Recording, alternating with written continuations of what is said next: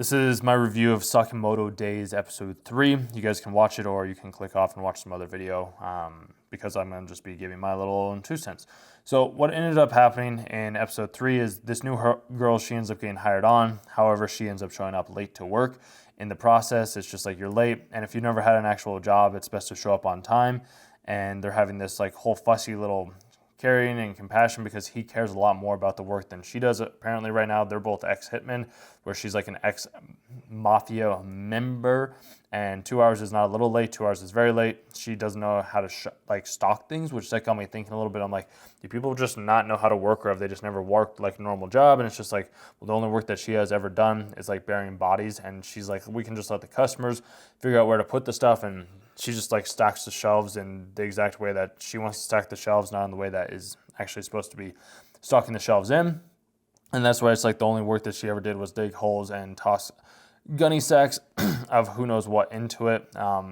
She didn't say exactly what it was, but Mr. Sakamoto, and I was talking about this in the last episode, is that like he doesn't talk all that much, but in this episode he starts to like have this big long lengthy conversation, and they're both like drawn back like, wait, what's wrong with you two? Like he never ended up talking all that much because he was just a very silent man. Some people don't talk, some people do talk. I seem to talk a lot more than other people. He ends up getting kind of a little shaken a little bit. It's like, oh, he is a warm-blooded human. Never thought about this. Then the other Sakamoto walks in. They both end up freaking out, and he's just like, there's two of you. One of you must be an imposter. You get the little like rolling credit scenes as well too, which is always pretty sick. Sakamoto just goes in, sits down, doesn't even think about it until the guy ends up like trying to stab him, and then he's like, oh, looks like you haven't lost your touch.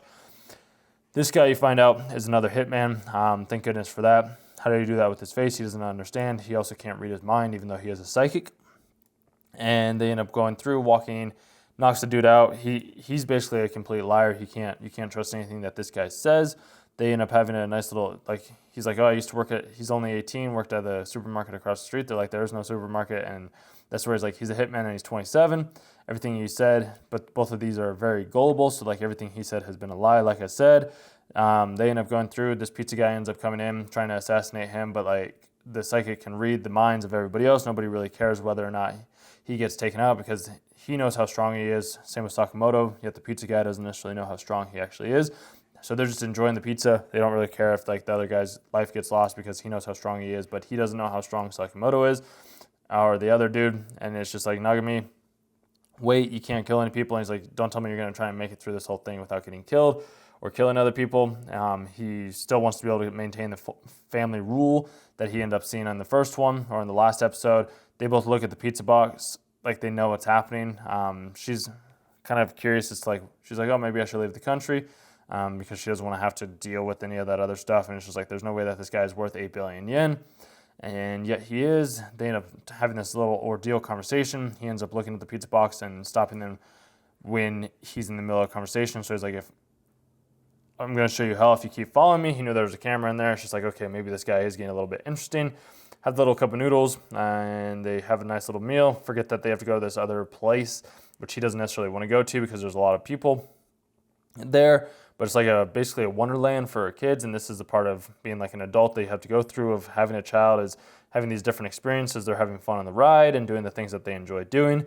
Like, let me know down in the comment section down below. Do you enjoy going to like big events with like lots of people? Or are you more of the type of person that likes staying inside and just like doing your normal everyday type of routine? And then these two, they end up setting up a plan to be able to make sure that Sakamoto is protected, and he just has like a whole family ordeal with his family without being distracted by everybody else, so that him, his wife, and his kid can not feel like they're being assassinated or hit on by all the hitmen that are trying to take over the bounty from him. And that's where you learn that's the psychic can read everybody's mind within a 30-meter radius. And when people try to kill, they emit like a very powerful worry or vibe or something along those lines. So it's like, I see. So have you been reading my mind this whole time? It's like, shut up, of course not. He has to turn it into like a radio station, which I've talked about this on other videos. Like, we're all just radio antennas, and we're trying to find our right frequency. And when you tune into like the right frequency, you can read the vibration of the frequency of the other said person to be able to have that said feeling that you need to have, so that you can overcome whatever problem it is that you are looking to overcome. And if you can tune into the right frequency, then you're golden. And this guy is also, you saw him at the very beginning, he was one of the guys that was looking to stab Sakamoto and kill him with the janitor by being like all suspicious, but Sakamoto knows that he's coming up. He tries to stab him, doesn't even look at him or acknowledge him, yet stabs him in the exact place that he needs to be able to make it a non-lethal kill. His wife is like, what's going on? And she's like, oh, no worries, nothing's actually happening. They end up looking around. He's a big softy, the legendary man. Then the other guy has the ability to read minds, which is a little trippy, but homeboy doesn't really think anything of it. He just continues walking down his little path. They end up going around, seeing that he's too fat to be able to fit into the ride. He's in the very back.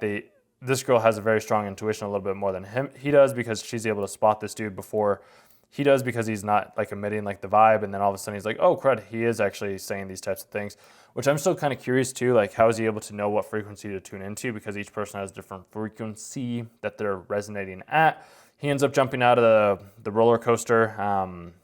Roller coaster, falling down, which I thought was a pretty sick scene. He ends up taking this guy, throws him his gun, ends up tossing, falling down. Don't know how he was able to survive and hang on like that. Like, that does not look like his hands were able to maintain themselves. So they end up going down, having this little conversation. He jumps up on this time, but he doesn't jump as high, or he does jump as high as he does on this one, but he ends up like contemplating his death, because the guy throws like two different like stars that are laced with poison. He's unable to see, yet he's still strong to be able to keep going. He has his little eyes and blickering around to be able to like smash the dude down. He's gonna fight him, but he doesn't jump up as high this time. He ends up getting in the bunny suit and fighting this guy, but he's not actually fighting him. It's more Sakamoto that's seeing him and giving him the movement, because you don't actually have to have your eyes to see per se in this said scene. So they end up going down this whole like little battle, and he's like, oh wait, he's not even seeing. Like, are you serious? Like, who's actually fighting? But he doesn't know who's giving him the hints or the cues and like just telling him what exactly it is to do. And apparently all the people like seeing actual real life violence happen in a kids theme park, but that is just the essence of, I guess, this anime. This is episode 3. It's not on Netflix yet. You'll have to go somewhere else to watch it. Highly recommend still checking it out. Good episode. And yeah, if you made it to the end of the video, please let me know by subscribing to the channel, leaving a comment, and I'll talk with you in tomorrow's video. Thanks for watching.